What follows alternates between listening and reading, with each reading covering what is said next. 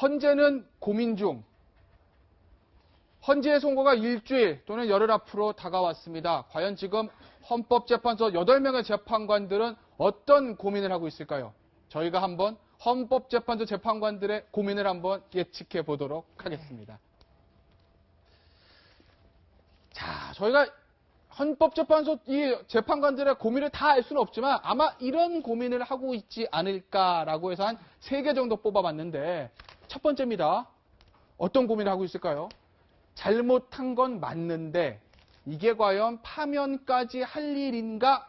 라는 고민을 가장 크게 하고 있지 않을까 하는 게 저희 생각인데 맞나요? 네. 결국은 네. 이제 헌법재판소에서는 사실관계 부분은 아마 어느 정도 정리가 됐을 겁니다. 네. 평의가 계속 좀 하루에 뭐 2시간씩, 3시간씩 평의를 난상 토론을 하고 있다고 하는데 사실관계 부분은 아마 주심 재판관을 통해서 정리를 했었고 그 사실관계가 법적 적용하는 부분이 이제 첫 번째 파트인데 예전에 노무현 대통령 이제 탄핵 그 과정에서 2가지 기준을 들었습니다. 첫 번째 기준이 대통령이 헌법 중대한 위반이 파면, 국민에 대한 신뢰를 위반할 정도, 파면할 정도인가가 첫 번째 기준이고 네. 두 번째 기준은 그게 맞다고 하더라도 국론 분열이나 혼란이 일으킬 수 있느냐 이 2가지인데 그 2가지 중에 가장 고민하는 게 두 번째 그 부분 같아요. 그러니까 법률 위반은 끝났고 그러니까 중대한 헌법 위반이 맞는지 이게 뭐 위반하는 건 맞는 것 같은데 이거 자체로 파면한 게 맞는지 이런 내용 가지고 8분의 헌법재판관들이 계속적으로 논의를 하고 아마 난상 토론하고 있는 게 아닌가. 네. 가장 고민하는 거 맞죠, 이거 그러니까.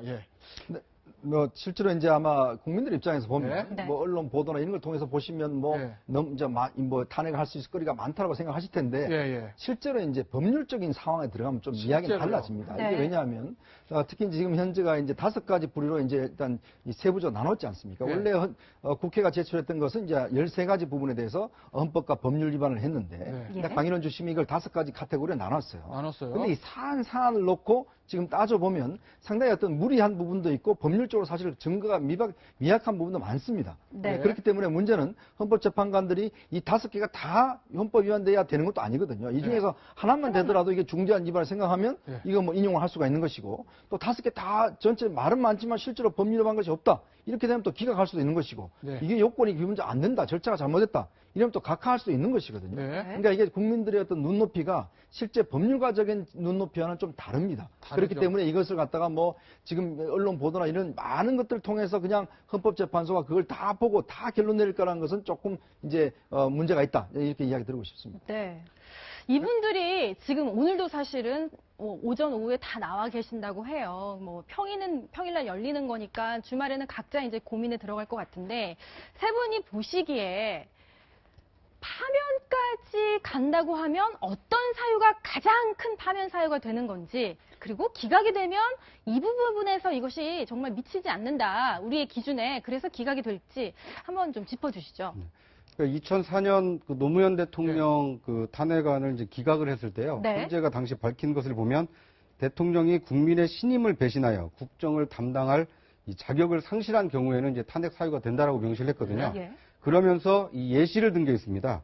이 권한과 지위를 남용하여 뇌물수수, 공금의 횡령 등 부정부패 행위를 하는 경우에는 이 파면이 정당하다라고 얘기를 했습니다. 그런데 이제 지금 이번에 박근혜 대통령에 대해서 탄핵 소추안이 이 결의가 될 때 보면 이 뇌물죄가 지금 그 항목 중에 하나로 들어가 있거든요. 그리고 박영수 특검팀에서 이 수사를 한 이후에 대통령을 뇌물수수 피의자로 지금 입건을 해놓은 상태입니다. 물론 아직 이것이 뇌물죄가 성립한다, 성립하지 않는다라는 것이 결론이 난 것은 아니지만 이것이 탄핵 소추안에 들어있고 특검에서도 이 뇌물수수 혐의로 지금 입건을 한 상태이기 때문에 이것에 대해서 과연 헌재가 이건 뇌물 가능성이 있겠다라고 판단을 한다라면 파면 사유로 인정을 할 것이고요.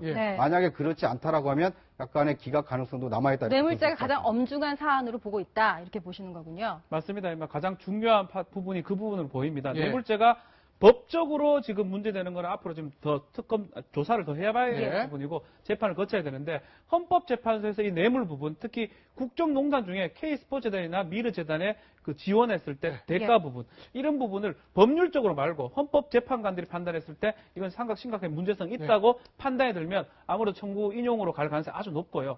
이게 만약 무너지기 시작하면 다른 것도 있긴 있지만 뭐 블랙리스트라든지 있긴 있지만 이 큰 무더기가 무너진다 그러면 이거는 기각이나 이런 부분도 고려할 수밖에 없지 않을까 생각이 듭니다. 저는 좀 강요점을 좀 다르게 보는데 뇌물죄보다는 이제 첫 번째 우리 국민 주권주의 위반. 예를 들어서 우리가 대통령을 결국 국민들이 어떤 그 선거를 통해서 선출했지 않습니까? 즉 국민의 주권을 위임하는 것이거든요. 그리고 위임한 권력을 가지고 사적으로 이용하고 그다음에 또 예를 들어서 최순실씨가 보면 그동안에 그 수차례에 걸쳐서 대통령으로부터 문건을 받고 그다음에 인사를 토론하고 하는 거 있지 않습니까? 즉 대통령이 스스로 어떤 결정을 해야 되는데 국가의 공적 체계를 통해서 즉 아무런 책임이 없는 비선 실세라는 즉 일반인인 최순실과 통해서 모든 국정을 논의하고 또 인사권도 함께 논의했다. 저는 이 부분이 가장 위반이라고 봅니다. 왜냐하면 우리 국민들이 어떤 권한을 기본적으로 비선 실세와 논의를 하면서 우리 국민 주권에 위반됐다. 이 부분이 기본적으로 대통령으로서 어떤 위임한 권한을 잘못 사용했다라는 것이거든요. 그러니까 그런 면에서 보면 아마 헌법재판관들이 이 부분을 어떻게 평가하신가. 즉 정호성 비서관이 최순실한테 끊임없이 문건을 준 것을 대통령의 지시를 통해서 지속적으로 뭔가 국가의 기밀을 유출하고 상의해 왔는지 인사권을 어떤 그쪽에서 통해서 받아왔는지 이런 부분에 대해서 헌법재판관들이 이거는 국정을 운영할 수 있는 기본적인 그것이 아니라고 판단할 때는 제가 볼 때 아마 인용할 가능성이 높고 만약에 이제 이런 부분에 대해서 이거는 좀 대통령 측이 주장한 대로 얼마 안 된다. 이미 하라. 국정에 이렇게 판단될 때는 저는 기각할 가능성이 높다고 봅니다. 그래서 그런 부분 때문에 지금 현재는 엄청난 고민 중입니다. 지금 오늘 나와 계신 이 분들 이런 고민에 사로잡혀 있을 것 같아요. 최순실에 당한 것이냐 아니면 이용한 것이냐. 뭐 이용한다는 표현이 적절치 않을지 모르겠지만 정말 주도적으로 본인이 국정농단의 핵심이었는지 아니면 정말 최순실이라는 인물에 의해서 오랫동안 친분을 유지해온 이 최순실 때문에 이용당했느냐. 근데 대통령은 여기에 대한 대답을 내놨죠. 관련한 이야기 한번 들어보도록 하겠습니다. 무엇으로도 국민들의 마음을 달래드리기 어렵다는 생각을 하면 내가 이러려고 대통령을 했나 하는 자괴감이 들 정도로 괴롭기만 합니다. 완전히 엮은 겁니다. 제가 정말 확실하게 말씀드리는데 그 누구를 봐줄 생각 이거는 손톱만큼도 없었고 제 머릿속에 아예 그게 없었어요. 어떻게 희한하게 경제 공동체라는 말을 만들어냈는데 그거는 엮어도 너무 어거지로 엮은 거고요. 엮었다. 이렇게 대통령께서는 말씀을 하고 계시고 이제 태극기 민심도 그 부분에 대해서 이제 동조를 하는 거 아니겠습니까? 근데 재판관들 입장에서는 이거 어떻게 판명해야 되죠? 이거는 만약에 대통령이 이제 특검 조사라든지 헌재에 출석을 했다 그러면 좀 달라질 수 있지만 특검 조사든 뭐 검찰 조사에 전혀 임하지 않았기 때문에 일단은 주어진 자료만 갖고 판단할 겁니다. 주어진 자료가 또 어떤 자료가 있을 것 같으면 내일 특검의 수사 결과 보고하는 그것도 뭐 심증 형성에 영향이 미칠 겁니다. 그 자료들을 봤을 때는 일단 피해자 입건된 상황이고 엮었다기보다는 공범 내지 배우자로 보일 가능성이 높기 때문에 아마 지금 상황이라면 아마 현재 재판관 고민들을 많이 하겠지만 어쩌면 좀 인용 방향으로 나와가지고 많이 좀 어필이 되고 이렇게 반박이 되면 다 모르겠는데 그게 아니라면 이용당했다. 엮였다 이렇게 보기는 좀 어렵다는 생각이 좀 어려울 것이다. 그러니까 이제 그 헌재 재판관들이 종합적으로 판단을 하겠습니다만 그 중에 한 가지 좀 착안해서 이건 좀 이상하다라고 생각할 수 있는 대목이 차명폰 대목입니다. 그러니까 대한민국을 대표하는 행정부의 수반이고 군 통수권자인 대한민국 대통령이 그 민간인 그 무자격자인 민간인과 통화를 하기 위해서 차명폰을 여러 대를 바꿔가면서 썼다. 이건 뭘 의미하는 겁니까?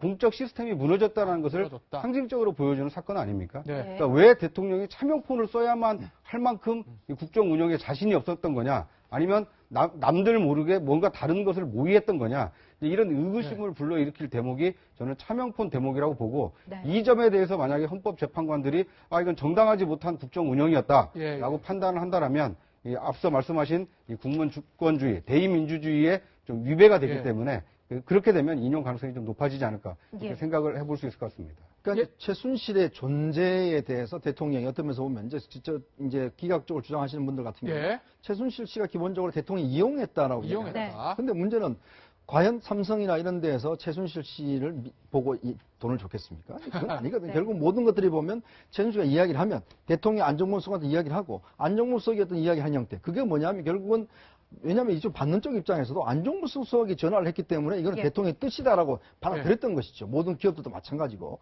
근데 최순실 씨가 그걸 했다라고 한다면 누가 그걸 믿겠습니까? 네. 사실은 뭐 삼성을 이해한 다른 기업들 같은 경우는 최순실 존재 자체도 잘 몰랐지 않습니까? 네. 그러니까 그런 면에서 볼 때는 최순실의 어떤 자기보다는 뭐라 대통령이 직접 챙겨 이번에 이제 안종범 수석의 그 수첩이 보면 수첩이요. 상당히 대통령의 역할, 적극적인 역할 이걸 밝힐 수 있는 아주 핵심적인 증거로 봤거든요. 네. 근데 그런 면에서 보면 아까 이야기했던 대포폰과 똑같은 그런 상황이죠. 네.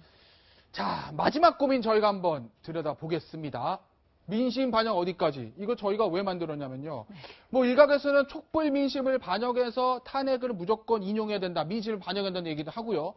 또 반대 태극기 집회 쪽에서는 이렇게 태극기 집회도 나름대로 불타오르고 있으니까 이 보수 세력을 딱 감안해서 기각을 할 것이다. 그러니까 우리가 태극기 민심 더 뭉쳐야 돼. 뭐 이런 얘기들을 하는데 양쪽 진영에서 모두 같은 얘기를 하는데 제가 궁금한 거. 헌법재판소 재판이잖아요. 네. 민심을 어디까지 반영해야 되는 겁니까? 그러니까 헌법재판이 두 네. 가지 작용이 같이 있다고 이제 통설적으로 보고 있습니다. 두 가지 작용이요. 사법 작용이 맞고요. 사법 작용이. 보충적으로는 정치 작용이다. 예. 그래서 정치적인 부분, 민심을 반영하지 않을 수가 없을 겁니다. 예, 예. 그래서 노무현 대통령 그때도 사실 두 번째 파트는 민심 부분이거든요. 국론 분열까지 그런 예. 것들을 고려해야 된다는 건데, 글쎄요, 앞부분이 너무 크다 보면 두 번째 이 민심 부분은 예, 예. 두 번째로 보는 부분이 보충되는 부분이지 이게 예. 전면적으로 본다 그러면 아예 정치 재판으로 보는 게 맞거든요. 네. 그렇기 예. 때문에 사법 재판이 주로 보는 거고 정치는 보조로 본다 그러면 예. 그 반영을 한다 하더라도 지금 뭐 이게 수치 하나도 8대2인지 7대4 알 네. 수가 없습니다. 예. 예. 또 이거 여론조사해가지고 8대2니까 인용, 5대5니까 기각 이렇게 할 수는 없는 거거든요. 예, 예. 그냥 참고는 할 수 있지만 이걸 전적으로 하기는 어렵다라고. 참고는 할 수 근데 있다만. 문득 궁금해지는 네. 게 이게 뭐 교황을 뽑는 콘클라베처럼 정말 아무도 안 보이는 곳에 가 계시는 건 아니고 이분들도 그러면 친구나 지인 또는 보도를 통해서 민심을 시시각각 전달받고 네. 계시겠죠? 근데 이제 헌법재판관들은요, 누가 정말 어떤 한 분이 그런 이야기를 하더라고요. 예. 친인척 한 분이 형이 메시지를 보냈는데 예. 아예 카톡을 보질 않더랍니다. 그러니까 그만큼 뭐냐면 헌법재판관들은 이 네. 재판할 동안은 일체 연락을 하지 않습니다. 아, 다 예. 끊고 본인만의 판단으로 하고 네. 특히 이제 어떤 면에서 옛날에 미국 대법원 같은 경우는